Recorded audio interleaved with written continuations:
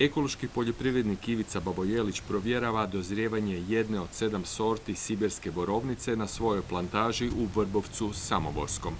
Prije 4 godine odlučio se za ekološki uzgoj jer želi svojoj obitelji omogućiti prihode za ostanak u Hrvatskoj.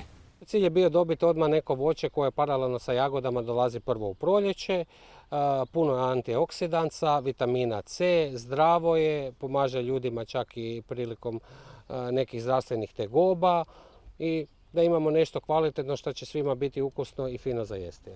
U strpljivo čekanje otplate investicije u 8. godini uzgoja, za uspjeh su bile potrebne informacije po koje je otišao u Italiju, Austriju i Poljsku.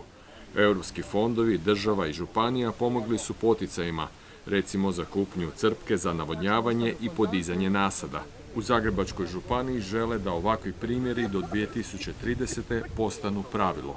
Proizvođači će moći, nadamo se, osigurati prije svega poljoprivredne površine, potom sredstva da mogu te poljoprivredne površine obraditi, a potom i sredstva da mogu preraditi, proizvesti proizvode koji će biti i dodane vrijednosti, ne samo iz primarne proizvodnje, i tako osigurati puno veći dohodak i normalno zdraviji i sigurniji okoliš za sve nas.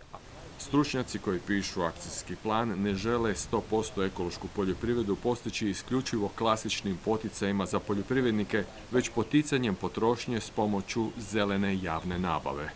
Kad kažem javna nabava, prije svega mislim opskrba škola, vrtića, svih drugih institucija koje su financirane bilo iz nacionalnog ili lokalnih budžeta, jer se to pokazalo i u drugim zemljama, dakle svagdje gdje vidimo jedan veliki stabilni razvoj ekološke poljoprivrede, to se pokazalo kao jednom od ključnih stvari.